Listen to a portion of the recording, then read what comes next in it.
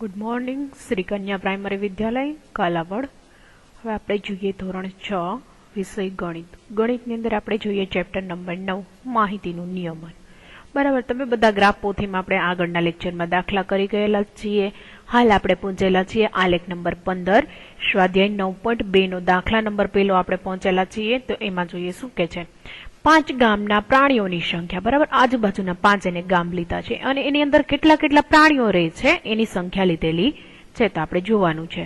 હવે જો એક ચિહ્ન એટલે કે આવું ચોકડી વાળું નિશાન દર્શાવે છે, બરાબર, આવું ચિહ્ન દર્શાવે છે, જે પ્રાણીઓ એમાં દર્શાવે છે, આવું ચિહ્ન દર્શાવે ને ત્યારે કેટલા 10 પ્રાણીઓ છે એવું આપણે કહી શકીએ। બરાબર, તો હવે આપણે જોવાનું છે કે કેટલા કેટલા પ્રાણીઓ છે એનો આપણે આલેખ આખો તૈયાર કરવાનો છે। તમને ABCD E એવી રીતે તમને દર્શાવેલા છે, તો આપણે જોતા જશું કે કેટલા કેટલા પ્રાણીઓ છે અને કઈ કઈ રીતે છે। તો આપણે ચાલો જોઈએ। પેલું શું કે છે, ગામ A। બરાબર, ગામ A ની અંદર કેટલા પ્રાણીઓ છે, તો કે 80 પ્રાણી છે। કેટલા છે? 80। તો તમારે 80 દર્શાવવા છે તો કેટલા કરશો? રાઉન્ડ। બરાબર, જોતા જઈએ, આપણે કરતા જઈએ હારે।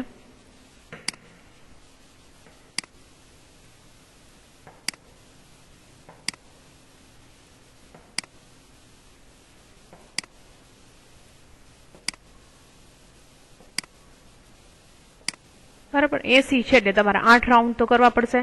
8 રાઉન્ડ કર્યા। હવે આપણે જોઈએ એની અંદર આવી રીતે તમને ક્રોસની નિશાની આપેલી છે। બરાબર, તમારે તો પરફેક્ટ થશે એટલે મારું જોઈને ના કરતા। બરાબર, કેમ કે એક રાઉન્ડે કેટલા તમને 10 પ્રાણીઓ થાય છે, તો એવા તમારે 80 પ્રાણી કરવાના હતા એટલે તમે 8 એવા ગોળ રાઉન્ડ કર્યા ને એની અંદર તમે ચોકડીની નિશાની કરી। હવે ગામ બી ની અંદર કેટલા પ્રાણીઓ કે છે? ગામ બી ની અંદર તમને એવું કે છે કે 120 પ્રાણીઓ છે। કેટલા છે? 120। તો હવે જોઈએ આપણે 120 છે એને દર્શાવવા હોય તો કઈ રીતે દર્શાવી શકીએ, જોતા જઈએ।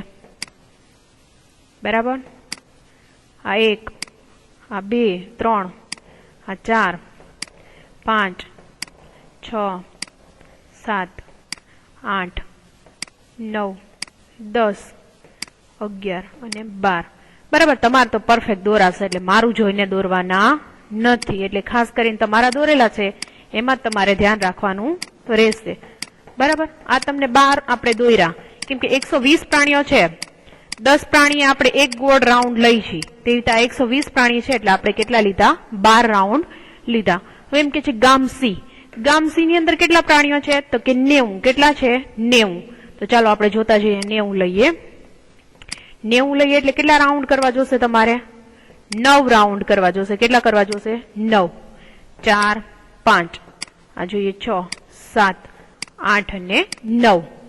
હવે એ જ રીતે આપણે જોઈએ ગામ ડી ની અંદર કેટલા છે, તો કે 40, એટલે એમાં કેટલા તમારે લેવા જોશે? 4। કેટલા લેવા જોશે? 4। અને ત્યાર પછી ગામ ઈ માં જોઈએ તો ઈ માં કેટલા છે, તો કે 60 પ્રાણીઓ છે, એટલે કેટલા તમે લેશો? 6 રાઉન્ડ લેવા જોશે।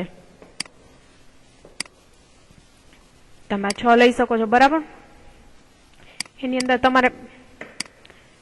અંદર તમે જોઈ શકો છો તમારે આવી રીતે ચોરસની નિશાની કરેલી છે। બરાબર, ક્રોસની નિશાની તમારે ક્રોસની નિશાની અંદર કરવાની રહેશે। એટલે આ રીતે આપણે છે આખો ગ્રાફ છે એ દોરી શકી છીએ। વ્યવસ્થિત તમારે દોરવાના રહેશે, ખાસ કરીને એ નોંધ લેજો। ત્યાર પછી એમાં શું કે છે ગ્રાફમાં આપણે જોઈએ। હવે ગ્રાફ તો અહીંયા સુધી આપણે જોયો, ત્યાર પછીનો ગ્રાફ આપણને શું કહેવા માંગે છે, આ ગામમાં ઈ ના પ્રાણીઓ માટે કેટલા ચિહ્ન દર્શાવવામાં આવે છે, તો કેટલા ચિહ્ન આપણે દર્શાવવા પડ્યા? ઈ માં કેટલી સંખ્યા હતી? 60, એટલે આપણે કેટલા ચિહ્ન દર્શાવ્યા, તો કે 6 ચિહ્ન દર્શાવવા પડ્યા। ત્યાર પછી કયા ગામમાં સૌથી વધારે પ્રાણીઓ છે, તો આપણે જોઈ શકીએ કયા ગામમાં, તો કે ગામ બી માં। ગામ બી ની અંદર સૌથી વધારે પ્રાણીઓ છે। અને સી માં શું કે છે, કયા ગામમાં વધુ પ્રાણીઓ છે, ગામ એ કે ગામ સી? એવો તમને પાછો 2 ઓપ્શન આપ્યા છે કે કેની અંદર વધારે પ્રાણીઓ છે, તો આપણે કહી શકીએ કે ગામ એ ની અંદર 80 પ્રાણી છે, જ્યારે ગામ સી ની અંદર 90 પ્રાણી છે। એટલે આપણે એમ કહી શકીએ સી માં વધારે પ્રાણીઓ છે, સી માં વધુ પ્રાણી છે। તમારે આખું સેન્ટેન્સ વ્યવસ્થિત લખવાનું રહેશે, આવું અડધું મૂકી દેવાનું રહેશે નહીં। ત્યાર પછીનો આપણે જોઈએ આલેખ સ્વાધ્યાય 9.2 નો દાખલો બીજો। નીચેના કોષ્ટકમાં શાળામાં જુદા જુદા વર્ગમાં વિદ્યાર્થીઓની સંખ્યા દર્શાવેલી છે કે અલગ અલગ વિદ્યાર્થીઓ છે।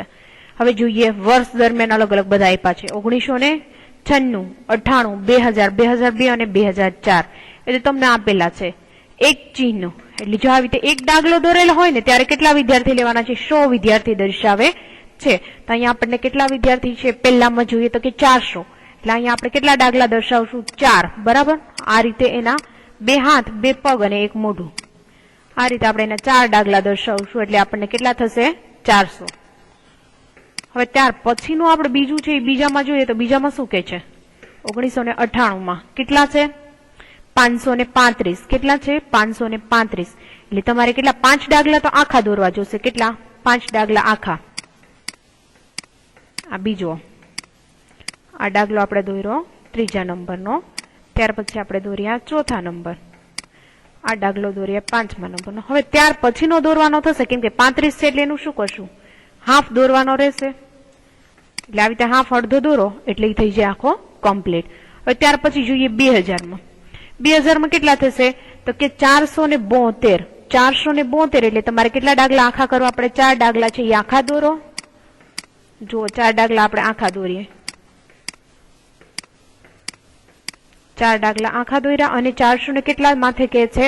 તો કે 72. એટલે એક દાખલો દોરશો એ કેવો દોરશો? હાફ દોરવો પડશે, અડધો દાખલો દોરવો પડશે એ રીતે.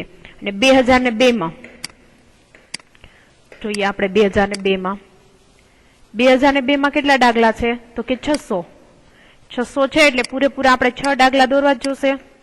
આ 1, આ 2, આ 3, બરાબર, આ 4, આ 5 અને એક આ 6. બરાબર, 6 દાખલા દોર્યા. ત્યાર પછી 2004 માં કેટલા કે છે? તો કે 623 દાખલા. બરાબર. એટલે શું કરશો? 6 દાખલા આખા દોરવાના. તમને ડ્રોઈંગ તો બધાને સરસ મજાનું આવડે છે એટલે કંઈ કહેવાની જરૂર રહેતી નથી, પણ સરસ મજાની પેન્સિલનો ઉપયોગ કરીને જ આખી ગ્રાફ પોથીમાં બધું વર્ક કરવાનું રહેશે. બોલપેનનો ઉપયોગ કરવાનો રહેશે નહીં. અને બધી આકૃતિ દોરો છો તો બધી આકૃતિ પેન્સિલથી જ દોરવાની રાખજો. બરાબર. હવે જોઈએ તો અહીંયા કેટલા કીધા તો તમને? 623. એટલે બીજો દાખલો એક દોરવો જોશે. કેવો દોરવો જોશે? અડધો દાખલો દોરવો જોશે. એટલે આપણે અડધો દાખલો દોર્યો.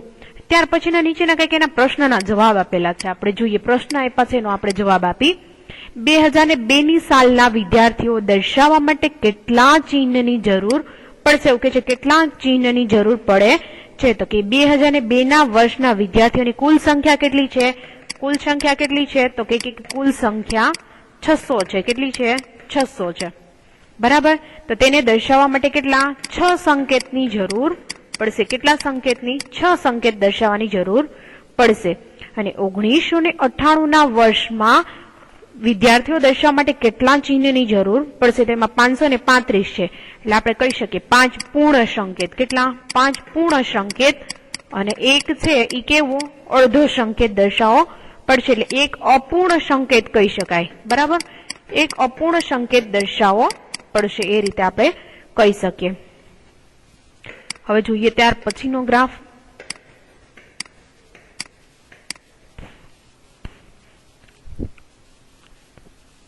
આલેખ 17 પ્રેક્ટિસ. બરાબર, પ્રેક્ટિસ માટે છે.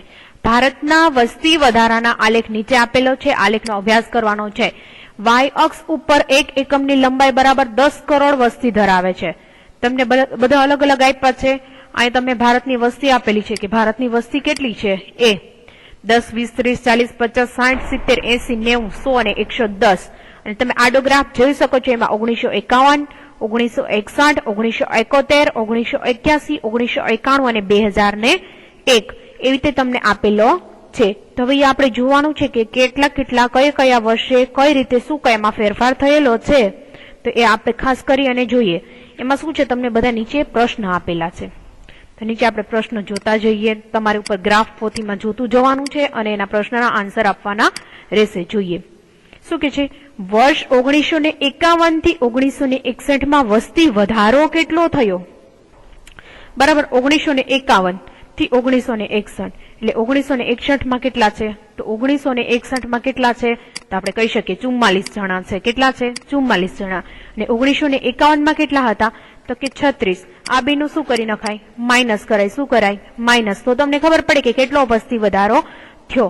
તો 36 ને 4 40 ને 4 ઓલા એટલે કેટલા 8 જણાનો વસ્તી વધારો થયો. કેટલાનો થયો? 8 જણાનો વસ્તી વધારો થયો એવું તમે કહી શકો.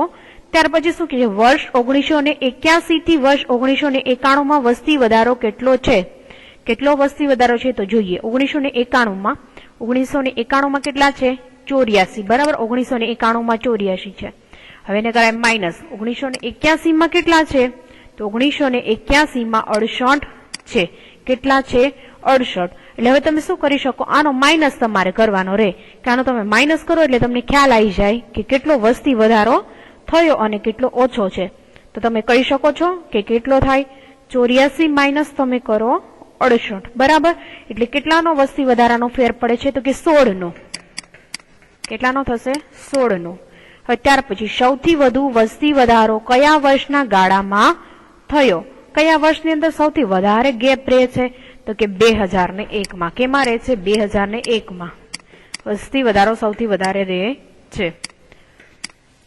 ત્યાર પછીનું જુઓ ઉદાહરણ નંબર 9. ઉદાહરણ નંબર 9 ની અંદર શું તમને કહે છે?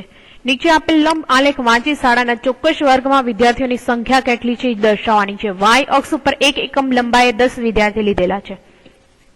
તમે જોઈ શકો છો. હવે વાય અક્ષ ઉપર 10, 20, 30, 40, 50, 60, 70, 80. બરાબર, તમે તમારી ગ્રાફ પોથીમાં ક્લિયર જોજો. આમાં કદાચ ખ્યાલ ના આવે તો બરાબર.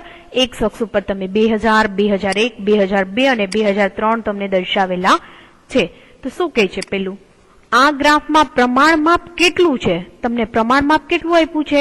તો પ્રમાણ માપ તમે લખી શકો. કેટલા લખી શકો? 1 એકમ લંબાઈએ. પ્રમાણ માપ ક્યાં લખેલું હોય? સામેની બાજુ, એટલે કઈ બાજુ તમે લખશો? જમણી બાજુ ઉપરના ભાગમાં પ્રમાણ માપ લખેલું હોય. બરાબર છે. 1 એકમ લંબાઈ બરાબર 10 વિદ્યાર્થી. કેટલા? તો કે 10 વિદ્યાર્થી આપેલા છે પ્રમાણ માપ.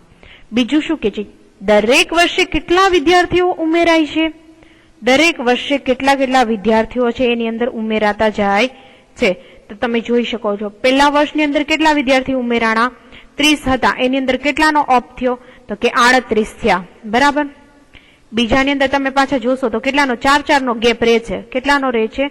4-4 નો. તો એ રીતે પણ આપણે કહી શકીએ કે આમાં આટલાનો ડિફરન્સ રહે છે. દરેક વર્ષે કેટલા વિદ્યાર્થીઓ ઉમેરાય છે. તો આપણે જોઈએ કેટલા ઉમેરાય છે. હવે પહેલા વર્ષની અંદર જુઓ. ચલો, હવે પહેલા વર્ષની અંદર તમે જોઈ શકો છો 1, 2, 3 અને 4 4 ખાના છે. એટલે બરાબર, એટલે તમારે 4 એટલે કેટલા ડબલ ગણવા પડે. એટલે 8 વિદ્યાર્થીઓનો અહીંયા ગેપ રહ્યો. કેટલાનો રહ્યો? 8 નો. બીજામાં તમે જોઈ શકો છો 1, 2, 3 અને 4. એટલે એમાં પણ કેટલાનો ડિફરન્સ રહે છે? 8 નો. પણ જયારે તમે 2002 અને 2003 માં જોશો તો 2002 અને 2003 માં કેટલાનો ફેર રહે છે? અહીંયા જુઓ, અહીંયા અડધો છે. બરાબર, એટલે 1, 2, 2 ને 2 4 અને 5 એટલે 10, 11 વિદ્યાર્થીનો અહીંયા ગેપ રહે છે. દરેક વર્ષે કેટલા વિદ્યાર્થીઓ ઉમેરાય છે? તો 2000 થી 2001 ની વચ્ચે 8 વિદ્યાર્થીઓ ઉમેરાણા. જયારે પછી તમે 2002 અને 2001 ની વચ્ચે જુઓ તો 8 વિદ્યાર્થી છે નવા આવ્યા. પણ જયારે તમે 2002 અને 2003 ની વચ્ચે જુઓ છો ત્યારે 11 વિદ્યાર્થીઓ છે એ નવા આવેલા છે. એ રીતે તમે દર્શાવી શકો. ત્યાર પછીનું કે છે 2003 ના વિદ્યાર્થીઓની સંખ્યા વર્ષ 2002 કરતા કેટલી બમણી છે એવું કહી શકાય. 2003 ના વિદ્યાર્થીઓની સંખ્યાના વર્ષ એમાં 2000 કરતા કેટલી બમણી છે એવું કહી શકાય. તો કેટલાનો ફેર પડે છે? 30 છે. માં તમને કેટલી આપે છે? તો આપણે કહી શકીએ કે ડબલ કહી શકીએ. કેમ કે 60 થી થોડું એવું ઓછું છે. આપણે કેટલા કહી શકીએ? 56 છે. 2000 માં કેટલી હતી? તો કે 2000 માં સંખ્યા કેટલી હતી? તો કે 30. જ્યારે આપણને એવું કહે છે કે 2003 ની અંદર કેટલી સંખ્યા છે? તો 2003 ની અંદર તમે એવું કહી શકો 58 ની સંખ્યા છે. તેમ કે છે કે આપણે 2000 કરતા બમણી છે. 2003 ના વિદ્યાર્થીઓની સંખ્યાનું વર્ષ 2000 કરતા બમણી છે. તો આપણે કહી શકીએ કે હા છે. બરાબર, કહી શકો ને, કેમ કે ડબલ જ થઈ જાય છે. 30 ના આપણે સીધા ડાયરેક્ટ 60 જોઈ શકીએ છીએ. તો આપણે એવું કહી શકીએ કે હા ડબલ છે. આજના લેક્ચરમાં આપણે અહીંયા સુધીનું રાખશું. ત્યાર પછીનું આપણે નેક્સ્ટ લેક્ચરમાં અભ્યાસ કરશું. તો થેન્ક યુ.